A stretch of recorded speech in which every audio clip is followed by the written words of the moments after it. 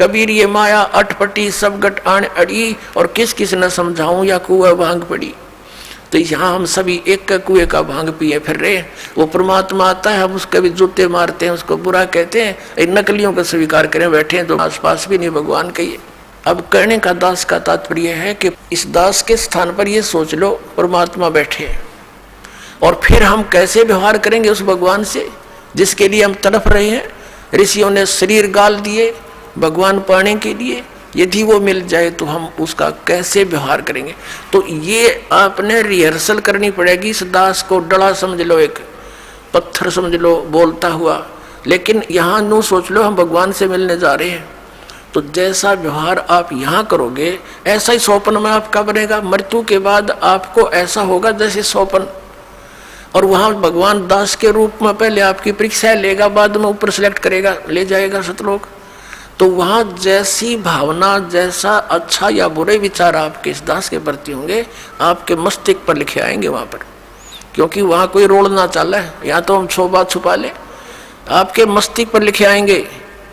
Rejected और selected कहने की जरूरत को नहीं, बस वहाँ तो न्यू करना भगवान ने, फिर रह जाओगे वहीं से। फिर ठीक है, आपने जो भक्ति की है, पहले तो यदि गुरुजी के प्रति आपकी आस्था एज ए गॉड नहीं है तो भक्ति आपकी बनाए को नहीं, भक्ति चलेगी ही नहीं। आप सब साधना करते भी दिखोगे फिर कि हमें कोई लाभ नहीं हो रहा, तो आपके अंदर भक्ति अंकुर वो फूटा ही नहीं। तो पुण्यात्माओं कहने का भाव ये है कि जैसे आपको दास बताना चाहता है कि उपदेश लेने के बाद फिर आपने इस दास को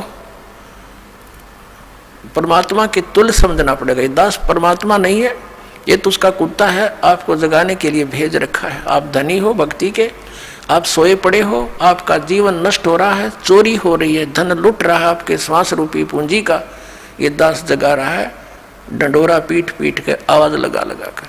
लेकिन आपके लिए परमात्मा का विधान है, गुरु गोविंद कर जानियो और रहियो शब्द समाए, मिले तो दंडवत बंदगी नहीं पल पल ध्यान लगावे। कि गुरु को भगवान मानकर चलना और रहियो शब्द समाए।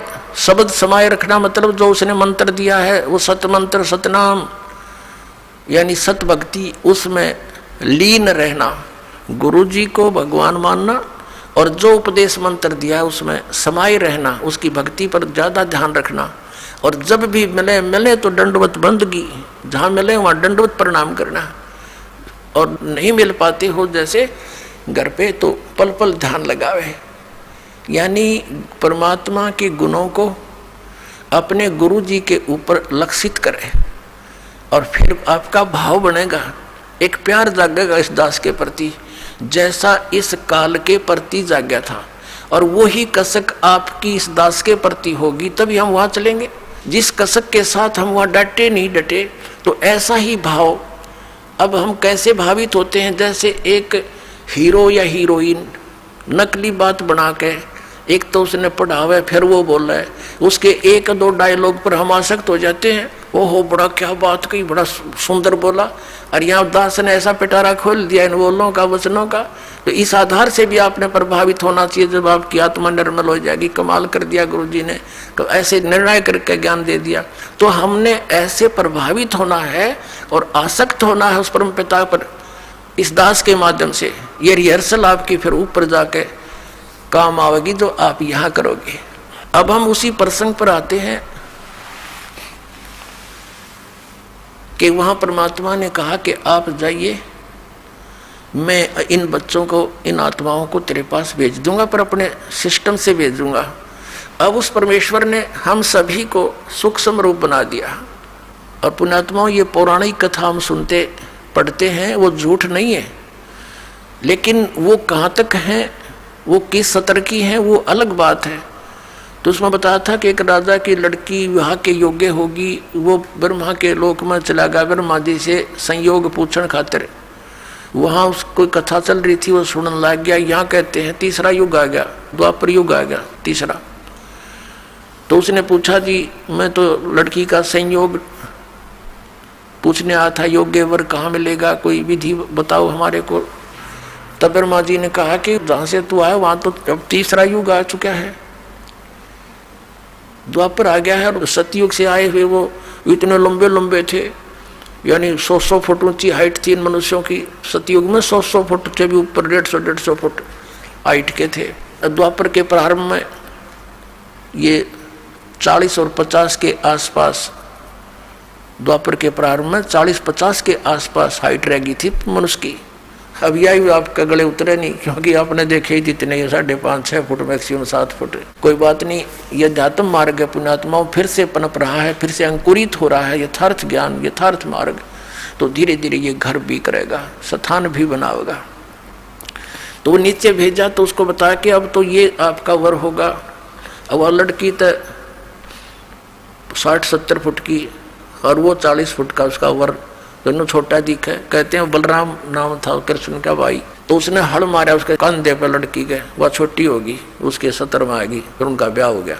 अब इसको हम गलत भी नहीं समझे, हमने सिर्फ अपने अध्यात्म मार्ग को समझना है कि ये तो एक जन साधारण छोटी सी भक्ति शक्ति युक्त व्यक्ति ऐसे ऐसे काम कर दे, सातों समुद्र पी जा। और वो परमात्मा जिसने सारे ब्रह्मांड रचे वो क्या नहीं कर सकता। दास का आपके इस हृदय में ये बात जमाने के लिए प्रमाण देने पड़ रहे हैं। तो उस परमेश्वर ने हमें सूक्ष्म रूप बनाया, और जिस आत्मा ने सबसे पहले स्वीकृति दी थी इस काल के साथ आने की, उसकी लड़की बनाया, लेकिन उसको प्रजनन इंद्रिय नहीं लगाई थी। उस लड़की के अंदर परमात्मा ने हम सभी आत्माएं जो 21 ब्रह्मांड के अंदर, या चींटी से लेकर हाथी मनुष्य जो भी बने हुए हैं, इन सभी को उसके अंदर फीड कर दिया बीज रूप में। और उस लड़की को फिर अपने पुत्र सहजदास को साथ भेजा। सतलोक में परमात्मा ने सबसे पहले ये 16 पुत्र अपने एक एक वचन से उत्पन्न किए थे। उनसे फिर अन्य व्यवस्था अपने आदेश अनुसार वो करवाते थे। तो सहजदास को भेजा उस लड़की के साथ और कहा, बेटा जा उस ज्योत निरंजन सरपुरुष से कह देना कि जिन आत्मा ने तेरे साथ आने की स्वीकृति दी थी, इस लड़की के शरीर में फीड कर दिया है। पुण्यात्माओं, आज से 20, 30, 50, 100 वर्ष पहले शायद हम नहीं मानते कि ऐसा हो सकता है। अब विज्ञान ने हमारा ये मार्ग बहुत आसान कर दिया है। जैसे ये देखते हैं, कोई टेस्ट कराता है कि आपके 1 ग्राम खून में इतने करोड़ जीवाणु होने चाहिए, इतने लाख, और वो इतने कम है, इतने होने चाहिए। यानी 1 ग्राम ब्लड में और लाखों की संख्या में जीवाणु होते हैं।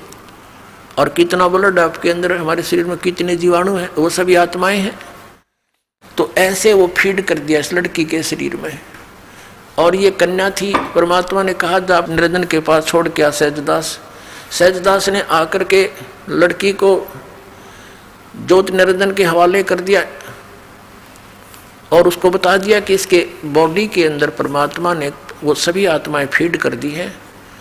और परमात्मा ने कहा, बेटी तू जितने जीव कहेगी उत्पन्न करना चाहेगी कर सकती है, जितना वो कहे उतने जीव उत्पन्न कर देना, वो नर आकार में या जैसे भी पशु पक्षी तू जैसे भी चाहेगी वो एक बार कल्पना करना, वैसे ही रूप धार कर तेरे शरीर से बाहर आते ही वो ऐसा रूप धारण कर लेंगे। अब यहाँ भी बात बहुत समस्या आ जाएगी आपको कि ऐसे कैसे हो गया। हम छोटे से जादूगर को देखा करते थे, बालक थे तब। जादूगर आता था, एक मुख में छोटा सा कंचा डालता था, ये अंटे खेल आकर बालक, गोली सी होती है कांच की, उनको 1, 2, 3 छोटी छोटी मुख में डालता था और फिर थोड़ी देर में डो करके और पत्थर काट देता। बता, वो तो एक जादूगर है, एक सिंपल। ये जादू जितने भी ये आध्यात्मिक यहाँ की जो उठपटांग सी क्रियाएं हैं, ये सारी गॉड पावर से होती हैं। और ये क्या करते हैं कि वो पहले भक्ति सिद्धियां करते हैं तो परमात्मा से ही कुछ पावर ग्रहण कर लेते हैं, उसका ड्रामा बना लेते हैं, बस इतनी सी बात है। और उस मालिक ने सारा कुछ रख रखा उसके पास, तो वो खान है उस शक्तियों की, खान यानी वो तो एक पूरी स्टॉक है मालिक, पूरी पावर है उसके अंदर, वो कुछ भी कर सकता है। और कहा कि बेटी तू जितने भी जीव वो कहे तो उत्पन्न कर देना।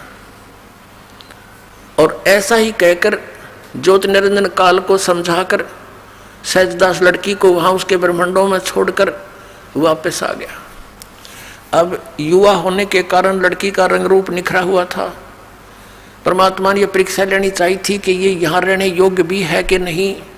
ये ज्योति निरंजन इसने यहाँ पहले तो ये फंड किया, एक पैर पे खड़ा होकर बकवाद शुरू की, यहाँ रहा नहीं गया इसके ऊपर, क्योंकि ये तीन जने, एक अचिंत, एक ये अक्षर पुरुष और ये सर पुरुष, ये तीनों अचिंत के लोक में परमात्मा ने रहने को कह दिया था। इस द्वीप में रहो तुम एक गर्भ में, और बाकी सभी हम आत्माएं उत्पन्न कर दी थी, सबको अलग अलग व्यवस्था कर दी थी। तो इसके अंदर ये खुरापात उत्पन्न हुआ कि हम तीन जने तो एक स्थान पे, बाकी सब अलग अलग, मैं भी अलग से राज्य प्राप्त करूं। तो इसने तपस्या करके ये स्थान प्राप्त किए 21 ब्रह्मांड। तो वहां जब इसने देखा कि लड़की का रंग रूप देख करके ये एकदम इसके अंदर विषय वासना जागेगी, रजोगुण से प्रभावित होकर इसने लड़की के साथ दुराचार करने की सोची, उसी गतिविधि इसने प्रारंभ की उसके साथ। तो लड़की ने कहा कि ज्योति निरंजन कुछ शर्म कर, देख पहले तेरी उत्पत्ति करी परमात्मा ने, हमसे पहले तेरा जन्म हुआ उन्हीं के वचन से, और फिर उन्हीं के वचन से हम उत्पन्न हुए हैं, और मेरी उत्पत्ति भी उसी से हुई है, हम बहन और भाई हैं। ऐसा जुल्म ना करे तू। पर ये इतना अंधा हो गया काम वासना में, ये हद से ज़्यादा बढ़ गया, और बदमाशी करने के लिए मुंह खोला, आलिंगनबद्ध करना चाहा। लड़की भी उसी बाप की बेटी है, सूक्ष्म रूप बनाया, इसके मुंह के माध्यम से पेट में शरण ले ली, और वहां से पुकार की, पिताजी मेरी रक्षा करो, मेरी रक्षा करो। अब परमात्मा को पता था कि अब हो गए लड्डू मिलने शुरू इनको, इसके साथ जाना चाहते थे, नकम्मे के साथ। वहाँ सारी सुविधाएं थी, भरा पूरा सारा सुख था, वो छोड़कर हम इसके साथ आ गए। अब परमात्मा ने कहा कि जा जोगजीत, 16 पुत्र हैं, उन्हीं से वो काम लेते हैं। जा जोगजीत, वैसे तो स्वयं ही अपने पुत्र जोगजीत के रूप में वहाँ आए थे, और कहा था कि सुन, अब परमात्मा चला जा तो उसका कलेजा फट जा, कलेजा हिल जा उसका, मर जाओ, बेहोश हो जाओ, उठे को नहीं कई कई वर्षों तक। तो इसलिए अन्य अपने पुत्र का रूप बनाकर, जोगजीत का रूप बनाकर परमात्मा उसके लोक में प्रकट हुए, और कहा ज्योति निरंजन तूने जुल्म कर दिया, तूने यहाँ का विधान तोड़ दिया, और ऐसे जुल्म करने वाले व्यक्ति को यहाँ पर ये सजा मिलती है कि आज से तू 1 लाख मानुष शरीरधारी प्राणियों का आहार करेगा और 1.25 लाख की उत्पत्ति किया करेगा। लड़की को उसके पेट से निकाल दिया, और दोनों को वहां से कह दिया कि तुम निकल जाओ यहाँ से, 21 ब्रह्मांड लेकर ज्योति निरंजन चला जा तुम यहाँ से। और लड़की ने भी कहा कि पिताजी मुझसे गलती होगी कि तू चली जा यहाँ से। अब परमात्मा को पता था कि ये अब ऊपरले मन से गलती माने आ जाते फिर बात बिगाड़ेगी, तो हम सभी को वहाँ से निकाल दिया, क्योंकि सेब खराब हो जाती है, सेब विक्रेता उस इतनी अच्छी वस्तु और कीमती को भी नहीं रख सकता। लेकिन यहाँ ये फॉर एग्जाम्पल है। अब परमात्मा का उद्देश्य क्या था कि ये वहाँ जाएंगे तो इनके साथ क्या बिरानमाटी होगी, ये पता ही था, पहले भी आगाह किया था भगवान ने हमारे को, लेकिन हम मानने नहीं, हम इतने आसक्त हो गए थे। तो 21 ब्रह्मांड वहाँ से चल पड़े, जैसे विमान चलता है 16 शंख कोश की दूरी पर सतलोक से आकर ये यहाँ पर चक्कर काटने लगे परमात्मा के आदेश अनुसार। पुण्यात्माओं, दास एक जूनियर इंजीनियर सिविल की सर्विस किया करता था, और वहाँ एक सरकारी कार्य चल रहा था कंस्ट्रक्शन का। वहाँ एक बहन भी मजदूरी करने आई हुई थी, और उसके 2 बच्चे थे। एक तो वृक्ष के कपड़े में बांध कर लटका रखा था, वो जैसे झूला सा बना देते हैं, एक नीचे वो खेल रहा था, और वो रो रही थी। हमने पूछा बहन क्यों रो रही है तू, क्या बात है? तो बहुत बुरी तरह सबक रही थी। तो उनके गांव से एक और था, उसने बताया जी ये ऐसे ऐसे। फिर वो हिचकी सी रुकी उसकी, फिर उसने बताई जी मैं बताऊंगी सारी कहानी। कि मैं बहुत अच्छे धनी घर की लड़की थी और जिसके साथ मैं अपनी मर्जी से लव मैरिज करके आ गई, ये मजदूर था हमारे। और मेरे पिताजी को जब इस बात का पता चला तो उसने कहा, बेटी ठीक है, हमने तो विवाह करना ही है तेरा, लेकिन जहाँ तू संयोग जोड़ना चाहती है यहाँ दुखी बहुत हो जाएगी। लेकिन मेरे पिताजी की बातों का मेरा असर कतई नहीं हुआ, क्योंकि मैं तो अंधी हो चुकी थी। पिताजी के न चाहते हुए मैं इसके साथ आ गई। और अब ये क्या करता है मेरे साथ, मैं मजदूरी करती हूँ और वो शराब पीता है, सारा दिन घर पे रहता है, दोनों बच्चों को साथ लाती हूँ और मजदूरी करती हूँ। इसलिए रो रही हूँ कि मैंने अपने पैर पे आपको आड़ा मार लिया। तो पुण्यात्माओं, परमात्मा हमें यही बता रहे हैं कि तुमने अपने पैर पे आपको आड़ा मार रखे हो। उस भरे पूरे परिवार को छोड़कर, वहाँ सर्व सुख संपन्न सतलोक को छोड़कर हम यहाँ आगे इसके साथ टिंडे लेने के लिए हम मजदूरी करते हैं, ये खाता है। अब इसने स्वर्ग क्या बना रखा है, एक रेस्टोरेंट है, ये वहाँ का मैनेजर है, ये इंद्र आदि वहाँ के मैनेजमेंट करने वाले नौकर छोड़ रखे। आप यहाँ भगवान की जो सच्ची भक्ति करोगे तो आपकी कुछ पूंजी जुड़ेगी। शास्त्र अनुकूल साधना करोगे तो, शास्त्र अनुकूल साधना नहीं करते उनका कुछ नहीं मिलता, वो सीधे नरक में डाल दिए जाते हैं। छोटा मोटा पुण्य करते हो उसके आधार से स्वर्ग में कुछ समय प्राप्त हो जाता है। अब जैसे वेदों अनुसार साधना क्या है, ओम नाम के जाप से प्रारंभ होती है। और बाकी जो हमारे शरीर के अंदर कमल बने हुए हैं नीचे बैकबोन में, इन कमलों के अंदर इन श्री ब्रह्मा, श्री विष्णु, श्री शिव जी और दुर्गा जी और गणेश जी के ये है, तो ऊपर स्थान उनका प्रतिबिंब हमारे अंदर दिखाई देता है। तो इनके भी साधना के मंत्र हैं। पुण्यात्माओं, एक साधना होती है, वो तो मजदूरी जानो, एक पूजा होती है। वो पूज्य जो है वो हमारा उद्देश्य होता है, इष्ट होता है, जिसको हमने पाना है। उसके लिए जो हम साधना करते हैं वो उसकी पूजा नहीं है। अब जैसे हमने पता है कि पृथ्वी में जल है और जल हमारा इष्ट है, उसको प्राप्ति के लिए हम हैंडपंप लगाते हैं, वो मजदूरी है, वो प्रोसेस है, वो साधना है और प्राप्य हमारा जल है। तो ये जो साधनाएं हैं, जो आपको प्रथम मंत्र दिया जाता है, ये आपकी साधना है, प्राप्य हमारा परमात्मा है, सत्य पुरुष है, सतलोक में जाना है, उसके लिए सारा प्रोसेस है ये। तो जैसे आप जी ने प्रथम मंत्र ले लिया, द्वितीय ले लिया, सतनाम 2 अक्षर का, एक ओम मंत्र है, एक तत्व गुप्त है, और आप साधना करते रहे और कुछ दिनों के बाद 1-2-4 वर्ष के बाद आप छोड़ छाड़ जाते हो, क्योंकि यहाँ हमारे जो समाज के अंदर अन्य साधनाओं का जोर बहुत घना है और हमें ज्ञान ना होने से हम उन्हीं के भाव में बह जाते हैं, तो वो यहाँ रह जाते हैं, सतलोक नहीं जा पाते। लेकिन जितने समय उन्होंने 2-4 वर्ष ये सत साधना की, वो पुण्य, उसकी पूंजी अलग से डिपॉजिट होगी, उसका धन है वो।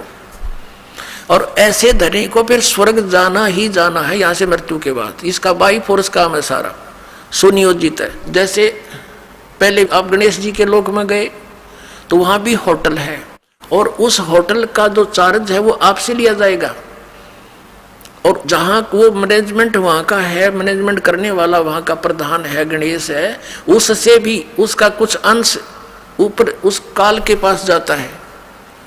ऐसे ही जैसे आप दूसरा मंत्र आपके पास श्री ब्रह्मा और सावित्री का, यानी ये साधना करते हो, इसकी कमाई से आप उस ब्रह्मा के लोक में जाओगे। वहाँ भी एक रेस्टोरेंट है जिसको स्वर्ग बोलते हैं, ये वो रेस्टोरेंट है, वहाँ पर केवल धनी व्यक्ति ही जा सकते हैं और आपकी पूंजी वहाँ डिपॉजिट हो जाती है। और जिस समय आपका वो धन समाप्त हो जाएगा, आपको बाई फोर्स वहाँ से निकाल दिया जाएगा। फिर आप जाओगे विष्णु जी की मंत्र की जो आपकी भक्ति धन है, वो विष्णु लोक में जाकर उसके रेस्टोरेंट में खाओगे, खराब करोगे, और उनका चार्ज उसका जो है वो अलग से है। फिर आप जाओगे जैसे शिव जी के लोक में, वहाँ फिर अपनी कमाई बर्बाद करके उसके होटल में, वहाँ से फिर चलोगे कहाँ, दुर्गा के लोक में, वहाँ से फिर अपनी कमाई बर्बाद करके समाप्त करके फिर जाओगे ब्रह्मलोक में, क्योंकि ये 2 अक्षर के नाम में इसकी जो वे ऑफ वर्शिप है, इस साधना, इस भक्ति की इस तरह क्रिया करने से इसकी जो भक्ति धन है ये ब्रह्मलोक में प्राप्त होता है, इस सतनाम के प्रथम अक्षर का, ओम का। तो ब्रह्मलोक के अंदर आपके इस ओम नाम के जाप के धन कमाई को वहाँ महास्वर्ग बोलते हैं उसको। वहाँ और ज्यादा बकवाद है, नीचे वालों से ज्यादा सुविधाएं हैं, और लेकिन चार्ज भी घने हैं वहाँ के। तो वहाँ आपका वो धन नष्ट हो जाएगा। फिर आपके पास बचेगा वो तत् मंत्र का कुछ जाप। उसका क्या कर रखा है इसने, इसी ऊपर एक स्थान बना रखा है ब्रह्मलोक। ब्रह्मलोक के अंदर इसने आगे उसको डिवीजन बना रखी है, सतलोक की और अलखलोक की, अगमलोक की और अकैलोक की। उसने नकल बनवा रखी है, डुप्लीकेट। उस जो दूसरा मंत्र तत्व मंत्र वाली कमाई को फिर उनसे ऊपर छोड़ देता है। वो तो कई हजार युगों तक नीचे नहीं आते, कई हजार युगों तक। और फिर जब वहां समाप्त हो जाती है फिर पटक देता गदा बना के, और खा धक्के भी आप। तो पुण्यात्माओं, इस काल के जाल को आप जी ने बहुत गहराई से समझना है। और दास जो वचन बोला है उसको ऐसा समझ लेना जैसे गीता के से वचन, कोई ऐसे को डूम बाट की बात नहीं। ये परमात्मा गॉड गिवन ज्ञान है जो दास आपको बता रहा है। आज तक हमारे को सतलोक और सचखंड का नाम लेकर कोरा बकवाद सुनाई गई, और वो झूठे मंत्र, गलत मंत्र दिए गए जो मोक्षदायक नहीं है। ऐसे ही हमारे इन गुरुओं ने वेदों और पुराणों के विपरीत ज्ञान सुना के हमारे अज्ञान से ठोक दिया, और सारी शास्त्र विरुद्ध साधना और मंत्र देकर भूत बनवा दिया। अब दास उसी प्रसंग पर आता है। अब इस काल को और दुर्गा को 21 ब्रह्मांड समेत यहाँ भेज दिया। अब इस काल ने सोचा कि भी मेरे साथ तो जो होना था हो लिया, अब यहाँ मेरा कौन के बिगाड़ेगा, मैं ओली सोली हो गया। लेकिन परमात्मा ने इसको कह दिया था, इसका विधान बना दिया था, और पहले ये वचन ले लिया था कि तू इन आत्माओं को दुखी ना करना। तो उसने कहा था कि नहीं भगवान, मैं तंग नहीं करूँगा आपके बच्चों को। परमात्मा ने विधान बनाकर दे दिया कि लिए संविधान है तेरा। तो उसमें क्या लिखा है कि जैसे कर्म जो करेगा, इसने कहा प्रभु जैसे कोई कर्म करेगा मैं वैसा ही फल दूंगा। मैं अपनी तरफ से किसी को यानी नाजायज दुखी ना करूंगा, और नहीं मैं कुछ इनको ऐड दे सकूंगा। तो परमात्मा ने इसको कहा ठीक है। तो ये एक विधान बनवा दिया परमात्मा ने कि जैसे कर्म करेगा वैसा ही फल यहाँ मिलेगा। इसमें ना तो ये ब्रह्म कुछ परिवर्तन कर सकता, ना ब्रह्मा विष्णु महेश आपके प्रारब्ध में, आपके किए हुए शुभ और अशुभ में कोई परिवर्तन कर सकते। केवल परम अक्षर ब्रह्म ही सत्पुरुष आकर के आपके इन प्रारब्ध के कर्मों को भी नाश कर सकता है, आपके जीवन में आने वाली आपदाओं को भी वो समाप्त कर सकता है। वो मंत्र विधि बताता है। वो कैसे आता है उसके ऊपर ही आज का सत्संग है। अपने आत्माओं, इसने फिर क्या किया, उस लड़की के साथ फिर वही व्यवहार किया। लड़की ने कहा कि देख ज्योति निरंजन, पहले तो तू मेरा बड़ा भाई, मैं तेरी छोटी बहन, अब मैं तेरे पेट से निकल कर आई हूँ, तेरी बेटी होगी, पुत्री होगी तेरी, लेकिन पिता और पुत्री का ये योग जो तू करने जा रहा है अच्छा नहीं। लेकिन इसने एक नहीं सुनी, बाई फोर्स लड़की के प्रजनन इंद्रिय लगाई।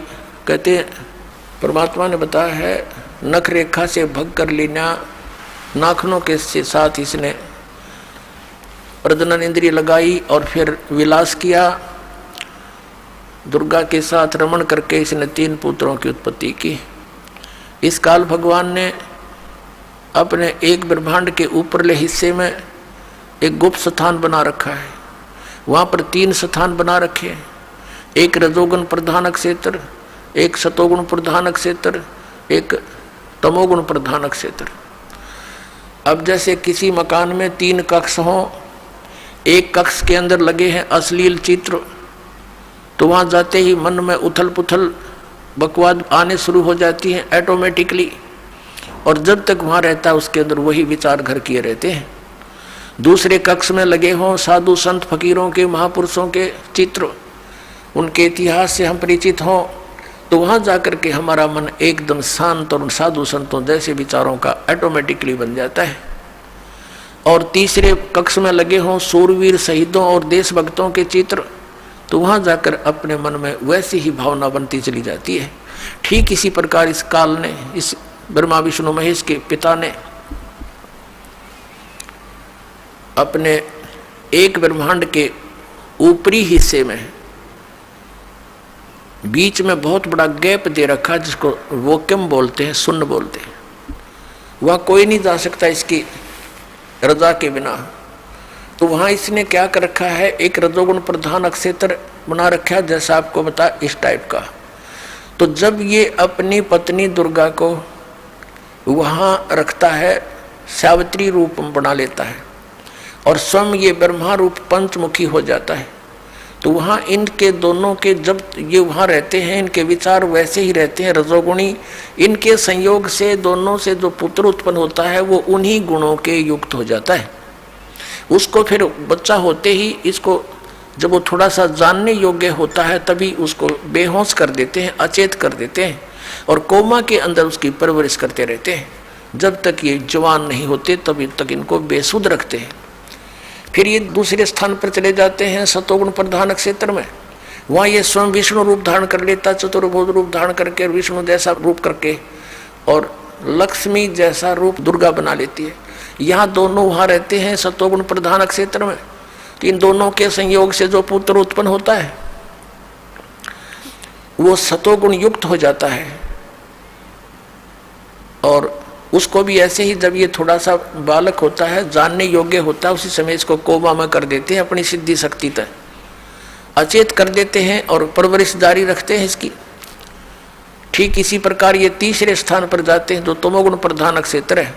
वहाँ ये क्या करता है, ऐसा रूप बना लेता है जैसा आप शिव का देखते हो चित्रों में, और अपनी पत्नी को पार्वती रूप बना करके दुर्गा को वहाँ रखता है।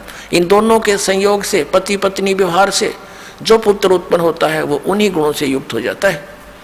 उसको भी फिर बेहोश कर देते हैं और परवरिश जारी रखते हैं। जब ये तीनों युवा हो जाते हैं, ये सब कार्य ये सुनियोजित तरीके से और गुप्त और धोखे में रखकर करता है, ताकि कहीं किसी जीव को पता ना लग जा मेरे काले कारनामों का। और दुर्गा को इसने सख्त हिदायत दे रखी है कि यदि तूने मेरी बात का कहीं भेद खोल दिया कि मैं 1 लाख मनुष्य शरीरधारी प्राणियों को खाता हूं, तो मेरे से बुरा नहीं होगा।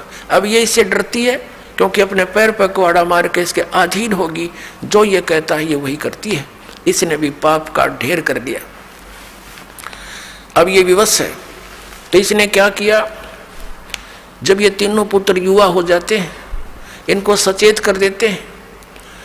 जैसे विष्णु जी को शेष नाग की सैया पर इसके नाभि कमल से उगा दिया एक फूल कमल का, और वहाँ उसको दूसरी स्थान पर निकाल दिया, उस पर ब्रह्मा को स्थापित कर दिया, और फिर कैलाश पर्वत पर शंकर भगवान को युवा होते तीनों को होश में ला दिया।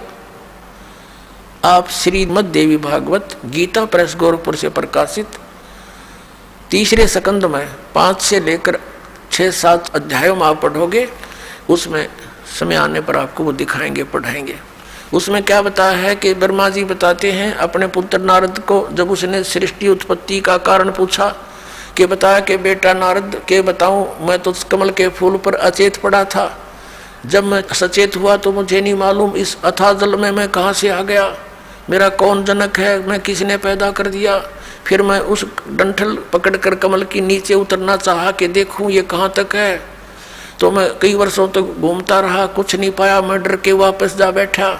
आकाशवाणी हुई तप करो तप करो, तो मैंने 1000 वर्ष तप किया। फिर आकाशवाणी हुई कि अब सृष्टि करो। अब ये काल क्या करता है, इनको पहले तो चार्ज करता है, बैटरी चार्ज करवाता है इनकी, तब करवा के सिद्धियां आ जाती हैं, फिर रिमोट अपने हाथ में रखता है। फिर इसने सोचा सृष्टि कैसे करूं, तो उसी समय इस काल ने अलग से मधु और कैटब नाम के 2 प्राणी और दुर्गा से उत्पन्न करवा दिए। वो दोनों राक्षस ब्रह्मा को मारने के लिए दौड़े, ये डरता कमल के डंठल पकड़ कर नीचे को भाग लिया, सपीटता नीचे उतर गया। आगे आके क्या देखा कि विष्णु जी बेहोश पड़े हैं। अब वो घबरा गया, अब क्या करूं, ये उठा नहीं, कैसे जगाऊं इसको। तो उसके अंदर से कहते हैं एक देवी निकली, वह भूतनी की तरह बेहोश कर रही थी। दुर्गा आकाश में दिखाई दी और उसके बाहर निकलते ही, शरीर से बाहर निकलते ही विष्णु जी होश में आ गए। फिर उसने मधु कैटभ को मारा। कुछ देर के बाद शिव भी वहीं आ गया। इवन करने थे इकट्ठे, वो कर दिए। और फिर उनको विमान में बैठाकर ऊपर घुमाया फिराया। ऊपर क्या देखा कि एक ब्रह्मा और देखा। विमान में बैठे हुए विष्णु और शंकर ने, ब्रह्मा जी कहते हैं, मुझसे पूछा कि चतुरानंद ये दूसरा ब्रह्मा कौन है? मुझे तो पता नहीं ये कौन है। इतने में हमारा विमान दूसरे स्थान पर चला गया। वहां क्या देखा, एक त्रिनेत्रधारी शिव और निकला, नंदी वृषभ पर बैठा था। उसको देखकर शिव हमारे साथ बैठा था, काल का पुत्र शिव, उसका सिर चक्कर खा गया कि और शिव कौन है। फिर हम गए तीसरे स्थान पर, वहां एक और विष्णु बैठा था। ऊपर एक उसके साथ लक्ष्मी भी बैठी थी, बड़ा वैभवशाली उसका मकान था, बड़े सुविधाएं उपलब्ध थी। अब उसको देखकर विष्णु का चक्कर आ गया कि ये दूसरा विष्णु कौन है। विमान में बैठे बैठे दिखा रही है दुर्गा। उस काल ने कहा था कि जब तुम्हारे भ्रम हो जा, क्या स्थिति है तुम्हारी, इनसे परिचित करा दें, तुमसे ऊपर कोई और भी है। फिर वो विमान पहुंच गया दुर्गा के स्थान पर। ये दुर्गा आगे जाकर बैठ की एक पलंग के ऊपर। तो वहां इन्होंने कहा था, देखा जब सारा के विष्णु ने कहा कि ओहो मुझे कुछ याद आता है। मैं जब छोटा सा बालक था, ये मुझे पालने में झुला रही थी, ये अपनी माता है। मैं अपने अंगूठों को मुख में देकर चूस रहा था, ये अपनी माता है। तो उसने क्या बताया कि फिर उनकी स्तुति की, तुम शुद्ध स्वरूपा हो, हम तो आपके प्रभाव से वर्तमान हैं, हम अनित्य हैं, हमारा आविर्भाव मन जन्म, हमारा और तिरोभाव मन मृत्यु होती है, आप ही सर्वेश्वरी हो, आप ही नित्य हो, प्रकृति ऐसे ऐसे। तो कहने का भाव ये है पुण्यात्माओं, ऐसे इस काल की सृष्टि प्रारंभ हुई और उसके बाद ये सब संसार उत्पन्न हुआ। जब प्रथम सतयुग का आधा जा चुका था, उस समय देखा कि हाहाकार मच गया। तपतशिला के ऊपर नीचे तो शांत नजर आता था, लेकिन सतयुग के प्रारंभ से मध्य के बाद में कुछ अंतर हो जाता है। तो तब परमात्मा आए थे, तपतशिला पर खड़े हुए। अब ये बैकग्राउंड बनाई है पुण्यात्माओं, ये बताने के लिए कि ये मजहब और धर्म अब क्यों बने, ये पहले क्यों ना बने। और ये नकली पंथ इतने चाल गए सतलोक करके, ये पहले कहाँ गए थे। ये काल का सुनियोजित जाल है हमें डिवाइड करने का, हमारे को एक दूसरे के साथ लड़ाई रखने का, अपनी अपनी साधना और अपने इष्ट को सर्वश्रेष्ठ मानकर हम एक दूसरे से खसते रहते हैं, अशांति पैदा करे रखते हैं। घर घर में आप देख लो ये कैसे जुल्म करवाता है, कैसी इसने व्यवस्था करवा रखी है। 2 रोटी बनानी और खानी है, उसी में सारा दिन अटबट रहती है। तो ये चाहता है इनको जितना दुखी कर सकूं उतना कर दूं, और परमात्मा चाहता है मेरे बच्चों को जितना सुखी कर सकूं यहाँ भी कर दूं, लेकिन ये सुख सफल नहीं है। फिर भी यहाँ का जो सुख है वो परमात्मा कबीर जी ही दे सकता है। आपको सद्बुद्धि देगा, आपके हृदय में आकर इतनी दृढ़ता देगा, एक दूसरे को सहनशील बनाएगा और धीरे धीरे आपको शांति पैदा कर देगा। पूरे विश्व में ये शांति होगी, इस मार्ग को स्वीकार करना पड़ेगा।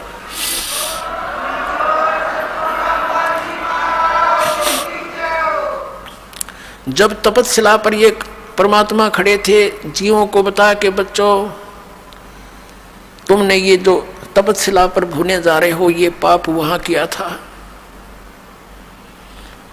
तब सभी ने पता लग गया, क्योंकि वहां ना कोई माँ साथ थी ना बेटा साथ था। यदि कोई साथ था तो वहीं दुख पा रहा था। तो सबकी आंखें वहां खुल जाती हैं, सारी बात सच्ची नजर आती है। या तो हम झूठे सुख की भांग पिए पड़े हैं, या तो अटपट हम कर लेते हैं, लेकिन जब आपदा जरा से भी आ जाएगी ना, फिर हम सब मान लेते हैं। तो मालिक ने वो वहाँ उचित स्थान समझा उनको ज्ञान सुनाने का। तो सभी ने कहा भगवान हमसे गलती होगी। परमात्मा ने कहा कि आचार्य जी खड़ा होइए। वो गुरु जी था। आप क्या गुण गाया करते थे, विष्णु और भगवान शंकर पूर्ण परमात्मा है। तुम कहते थे भगवान निराकार है, वो परम ब्रह्म निराकार है। तुम परम ब्रह्म से परिचित नहीं, तुम काल को परम ब्रह्म मान रहे हो। इस सरपुरुष को, ये तुम्हारा शत्रु है, तुम्हें खा रहा है। ये निराकार नहीं है, ये अव्यक्त है। अव्यक्त माने प्रोक्ष है, गुप्त है। ये खुद कहता साथ में जाए कि गीता जी में 24 और 25 श्लोक में कि मैं अपनी योग माया से छुपा रहता हूँ, मैं किसी के समक्ष नहीं आता। ये मेरा अव्यम अनुत्तम विधान है, अटल घटिया विधान है कि मैं कभी किसी के समक्ष नहीं आता।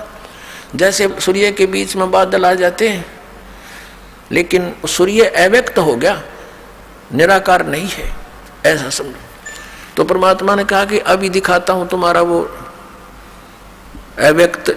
ये सब खेल परमात्मा कर रहे थे। अब उस ज्योति निरंजन ने सोचा अपने टाइम अनुसार के वो जीव जा चुके होंगे, इतने समय में उनकी पूरी वह सब्जी सी पक लेती है। और वो आकर क्या देखा, काल ने क्या देखा कि ये और कौन आ खड़ा हुआ यहाँ पर। उसका ध्यान तो परमात्मा में हो गया और वो परमात्मा ने कहा उन जीवों को कि देखो भाई, वो है तुम्हारा भगवान जिसको तुम निराकार बताते हो कि वो फिर शिव और विष्णु रूप में साकार है, वैसे वो निराकार है। ये यहाँ भी साकार है। ये देखो उसकी शकल, ओछा माथा, लंबे दांत, और ये विराट रूप बना सकता है क्योंकि ये 1000 कला का भगवान है। और जिनको तुम परमात्मा मानते हो विष्णु और शंकर को, वो 16 कला के भगवान है। और मैं जो है असंख्य कला का भगवान हूँ, असंख्य कला का। अब सब जीवों ने देखा उसकी शकल तो डर लग गए, काल की शकल ऐसी। तो उन्होंने कहा हे भगवान, हमसे भूल होगी, हमको माफ कर दो दाता, हमें ले चलो वापस, हम फिर गलती नहीं करेंगे। परमात्मा कहते हैं थोड़ा सा सुख होते तुम भूल जाते हो, अब आपत्ति में मुझे याद कर रहे हो, जरा सा सुख होते तुम फिर कभी याद नहीं करते। और पुण्यात्माओं, तुम वहां से भक्ति युक्त आए थे, अब तुम भक्तिहीन हो गए हो। वहां जाने के लिए आपको भक्ति धन की जरूरत पड़ेगी, उतना ही चार्ज होना पड़ेगा जितना तुम आए हो वहां से होकर। उसके लिए मैं तुम्हें सतनाम दूंगा और फिर दूंगा सार नाम। उस सतनाम की इतनी जबरदस्त चार्जिंग है कि एक यानी सच्चे all respect, in all respect, यानी पूर्ण रूप से मर्यादा में रहते हुए, हर तरह से विनम्र भाव से, सच्ची आत्मा से, इस सतनाम का 2 अक्षर के मंत्र का एक सिमरन इतना कीमत रखता है कि यहाँ के 14 लोग एक तरफ रख दें तराजू के उस तखड़े में, पलड़े में, और एक तरफ यह कीमत रखते हैं।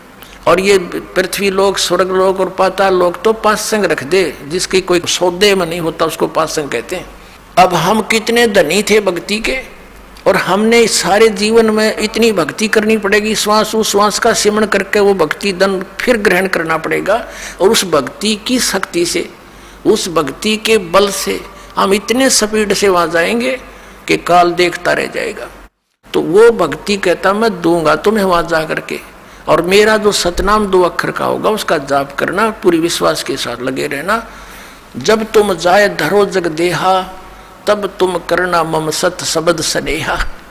परमात्मा ने कहा था जब तुम मानुष शरीर मिले जो संसार में, तब मेरा कोई संत इस सतनाम का सच्चा ज्ञान देता हुआ मिल जाए तो वो ग्रहण कर लेना, उसकी भक्ति करना बेटा, फिर तुम्हें ला सकता हूँ। मेरा इसका वचन हुआ था, तुम सब इच्छा से आए हो और सब इच्छा से ही वापस जा पाओगे। तो पुण्यात्माओं, ये सारे ज्ञान देने का, ये सारा आत्म ज्ञान सुनाने का तात्पर्य ये है कि आपकी यहाँ से आत्मा आस्था हटे, और यह हटेगी क्योंकि ये ज्ञान इतना सत्य है। आप यहाँ रहते हुए भी आपकी आत्मा यहाँ नहीं रहेगी, एक दिन ऐसी स्थिति आ जाएगी जब तक आप मोक्ष के लायक नहीं होंगे। फिर क्या होगा?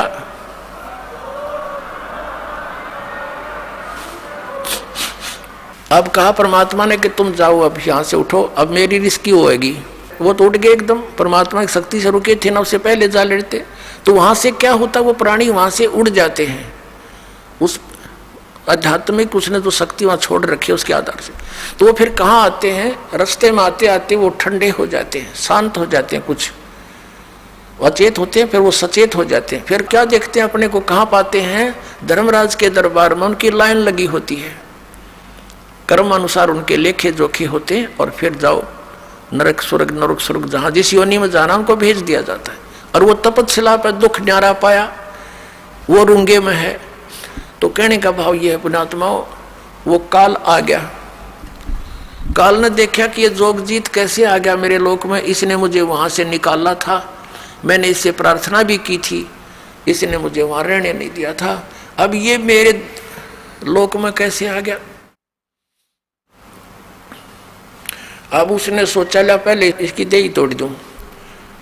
काल ने सोचा जोगजीत ने कुट्टू पहले मुझे बाहर निकाल दिया, अपनी गलती ना देखता उसने क्या जुल्म किया। यहाँ ऐसी व्यवस्था है, इंसान दूसरे का दोष देखता, अपने को तो नहीं झांकता, ऐसा स्वभाव हमारा। फिर इसने सोचा कि कहीं कोई पिताजी का आदेश लेकर ना आया हो तेरे ऊपर और आपत्ति आ जा। तो इसने पहले कहा कि जोगजीत पहले तो ये बता कोई पिताजी का आदेश हो मुझे सुना, और फिर तेरे को आज गढ़ूंगा मैं अपना प्रतिशोध लूंगा। तेने मेरे साथ जो जुल्म किया वहां से निकाल दिया। तो इसने क्या किया, परमात्मा यानी जोगजीत रूप में प्रभु खड़े थे, उन्होंने कहा कि सुन ले ज्योति निरंजन, आदेश परमपिता का, उस परमात्मा की आज्ञा लेकर मैं आया हूँ, उसकी आज्ञा से आया हूँ कि तूने इन जीवात्माओं को कितना दुखी कर दिया। तेरे साथ आए जब इनका क्या स्वरूप था, आज किसी को गधा बना दिया, किसी को कुछ बना दिया, तूने जुल्म कर दिया और भगवान का नामो निशान मिटा दिया। तू ये अटपट साधनाओं पर लगा दिया सबको, तू खुद भगवान बन बैठा है यहाँ पर। तेरी पोल खोलूंगा, नीचे जाऊंगा, सब जीवों को बताऊंगा कि तुम कहाँ थे, तुम कैसे यहाँ रह रहे हो, कैसे जाल में फंस गए हो, क्यों जन्मते और मरते हो, तुम्हारी क्या दुर्गति हो रही है, तुम कैसे रह रहे हो, तुम सतलोक के वासी हो। उनको एक गुप्त मंत्र दूंगा जो भगवान ने दे रखा है, और उसकी मंत्र की कमाई का आगे तेरी पार ना बसाओ। जिसके पास वो मंत्र होगा तो उसके निकट नहीं जा सकता ज्योति निरंजन। तो उसने सोचा भाई बड़ी बात बिगड़ी है, तो मेरा सारा काम बिगाड़ेगा। तो कहते हैं एकदम कहा कि जोगजीत तू जाके देखा नीचे, तन बनाऊं ठीक, उसके ऊपर टूट के पड़ा। अपने आत्माओं वेद बताते हैं कि वो परमात्मा सतलोक से चलकर आता है और नीचे अपनी अच्छी आत्माओं को मिलता है, उनको ज्ञान सुनाता है। उन पुण्यात्माओं में से कौन कौन थे जिनको भगवान मिला, और जिन्होंने साधनाएं करके अपने गोड्डे रगड़ दिए उनको नहीं मिला, वो कितनी पुण्यात्मा होंगी। कौन कौन थे इस कलयुग में दास जिनसे परिचित है, आदरणीय धर्मदास साहिब जी, आदरणीय मुलुकदास साहिब जी, आदरणीय नानक साहिब जी, आदरणीय दादू साहिब जी, आदरणीय गरीबदास साहिब जी गांव छुड़ानी जिला जज्जर हरियाणा वाले, आदरणीय घीसा दास साहिब जी गांव खेखड़ा जिला मेरठ उत्तर प्रदेश वाले। उनमें से आदरणीय धर्मदास साहिब जी को परमात्मा इस कलयुग में मिले थे। तो उनको बता रहे हैं कि धर्मदास जी ने पूछा था भगवान हम इतने निकम्मे, हमने ऐसा जुल्म किया, हम अपने पति भर्ता पद से गिर गए, आपने फिर भी स्वीकार कैसे कर लिए दाता, आप कैसे आगमन हुआ हमारे यहाँ। तो परमात्मा ने बताया भाई ऐसे ऐसे तुम्हारा दुख देखा जब मैंने, तब यहाँ आया। तो सारी कहानी धर्मदास जी को बता रहे हैं कि धर्मदास जब वो मेरे ऊपर ऐसे मुझे मारने को झपटा तो मैंने सतनाम का सुमन शुरू कर दिया। अपने आत्मा परमात्मा हमें सतर्क करते हैं कि तुम्हारे ऊपर कोई भी ऐसी आपत्ति आवे तो सतनाम का जाप शुरू कर दियो।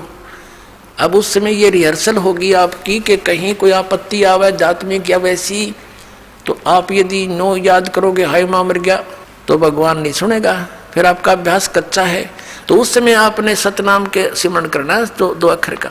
ये एक हिंट भी दे रहे हैं, बाकी वैसे तो उसकी क्या हिम्मत थी भगवान के निकट आ जा, पर हमें ये मंत्र का सहारा रहेगा, इसलिए वो उदाहरण दिया। कहा कि परमात्मा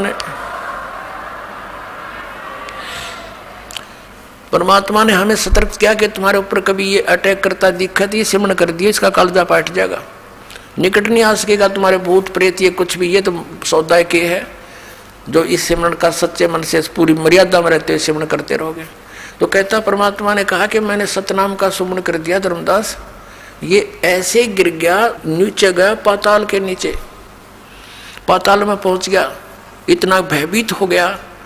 फिर इसको वहां से मैं साथ जाकर ऊपर ला के आ जा, यहाँ तेरी बेइज्जती नहीं करता, ऊपर बात करूंगा तेरे थे। इसके उसी लोक में मैं ले गया, ये ऐसे पड़ा नीचे जैसे पक्षी की पंख कट जावे और पड़ा पड़ा तड़पता है, कोई पार नहीं बसावे, ऐसे कर रहा है और कह रहा है मुझसे गलती होगी, बड़ा भाई है मैं छोटा भाई तेरा, छोटे तो गलती करा करते हैं, बड़े माफ किया करते हैं, मुझे क्षमा कर दो।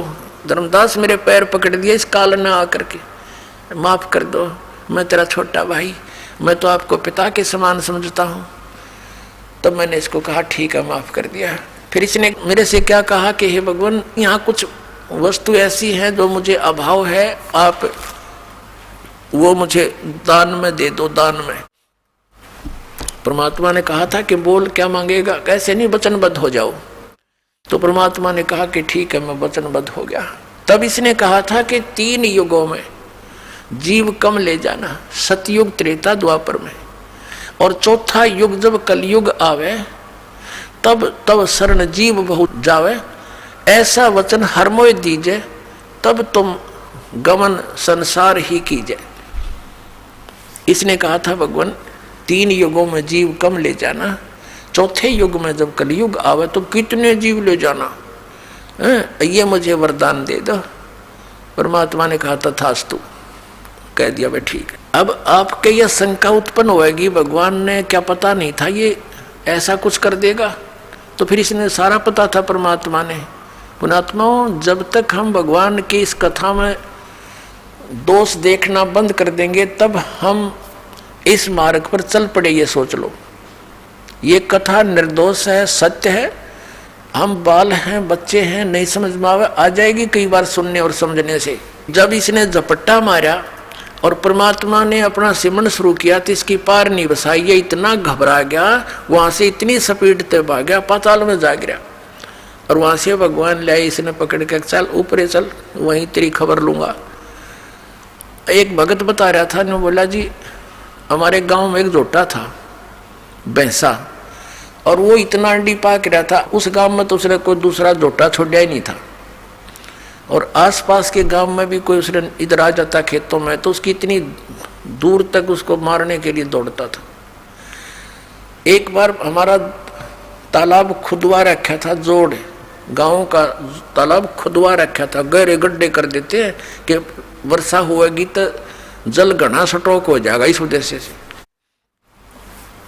और वो नहर से भरवा रखा था, सरकार से प्रार्थना करके फुल करवा रखा था। तो उसमें क्या हुआ कि ये हाथी वाले आते हैं गांव में, दाने कुछ मांगन मुंगन आते हैं, हाथी वाले आ रहे थे। उनने हाथी, दोपहर का समय था, हाथी छोड़ दिया जल में कि यूं मस्ती मार लेगा थोड़ी देर। वो हाथी उन तालाब के अंदर गहरे गहरे गड्ढे बनवा रखे थे, खोद रखा था, उनमें सारा डूब गया। थोड़ा सा शर दिखे और एक थोड़ी सी दूरी पर वो सूंड ऊपर कर इतना दिखे। वो जोटा आ गया, वो भैंसा स्नान करने के लिए, पानी पीने के लिए। अब उसने देखा कि दूसरा भैंसा कैसे आ गया मेरी जोडेक्शन में, इसकी हिम्मत कैसे पड़ गई। उसने हाथी का सिर दिखा था, उसने सोचा यो भी कोई जोटा है, भैंसा है, तो उसकी तरफ चलानो खा के पानी में, जल में, अगदों से भी इसको मार डालूंगा। अब हाथी ने देखा कि इसने आ लड़ दे निकट सी, वो हाथी खड़ा हो गया, वो सारा बाहर निकला, वो जोटे ने देखा, उसका कलजा पाट गया, इतना स्पीड तो भाग गया, नो क्या था, नो मुंह बहा लिया। और हमारी 3 किलोमीटर सीमा है गांव की, उससे पार जाकर उसने पीछे मुड़कर देखा।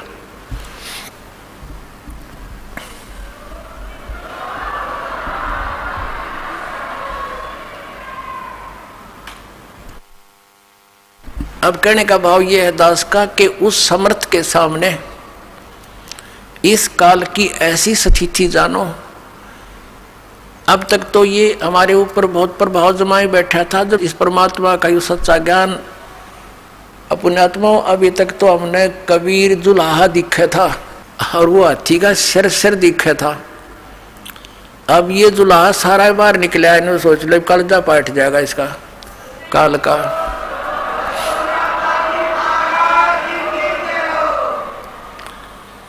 अब ये परमात्मा कति प्रत्यक्ष हो गया आपके सामने, ये अज्ञान रूपी जोटा ही भाग जाएगा यहाँ से। और ज्ञान सब ज्ञानड़ी, कबीर ज्ञान सो ज्ञाने, जैसे गोला तोब का भाई करता चल मैदान। ये तोब का गोला, ये तत्व ज्ञान मालिक का दिया जो दास सुना रहा आपको। अब जो आज का सत्संग जहाँ से प्रारंभ हुआ था, अभी तक तो वो जो दास कंसेप्ट क्लियर करना चाहा था, अब स्टार्ट होगा।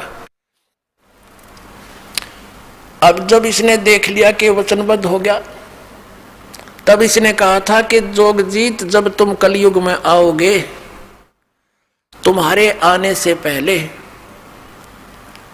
अपने दूतों को भेजूंगा, 12 पंथ करूं मैं साजा, तुम्हारा नाम ले करूं आवाजा।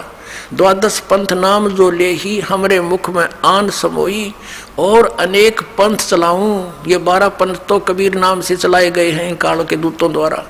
और अनेक पंथ चलाऊं, या विद जीवों को भरमाऊं। वो अनेक पंथों में आते हैं, ये निरंकारी पंथ, ये सतपाल वाला पंथ, देश वालों का पंथ, निरंकारी पंथ, ये सच्चा सौदा सरसा जगमाल वाले, ये गंगवा पंगवा सारे, और ये दनोद वाले और जय गुरुदेव वाले, ये सारे काल के पंथ हैं। वहां तक कोई शरण पैर, और इतने बुद्धिमान व्यक्ति, एजुकेटेड, बड़े बड़े IAS IPS हैं, और वहां बैठे गुग्गू बने उनके पास, कक्का पता नहीं इनके गुरुओं ने।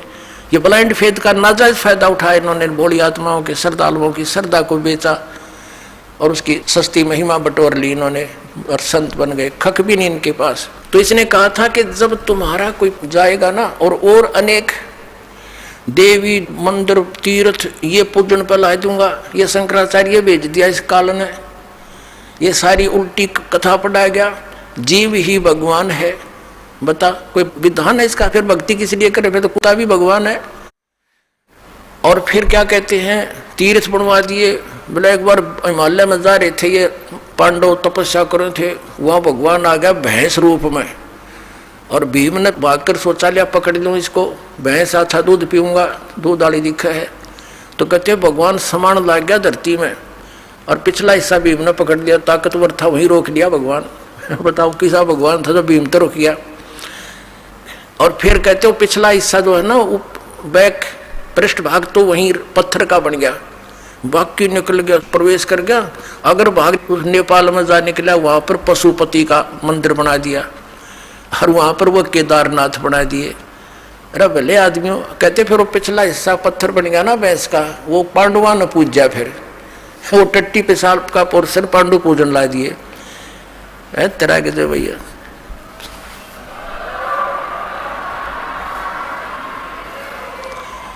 अब ये सारा जाल इस काल ने फैलाना था। तब इसने कहा था कि इतने मजहब बना दूंगा, आपस में लड़े कटेंगे, ज्ञान किसी को होगा नहीं, ऐसे संत भेज दूंगा जो भ्रमित करके आवेंगे। तब परमात्मा ने कहा था कि तू अपना काम करी और मैं अपना करूंगा। मालिक को पता था कि अपने दास को उसमें भेजूंगा जब ये सब धर्म और पंथ और मजहब कति मैच्योर हो चुके होंगे।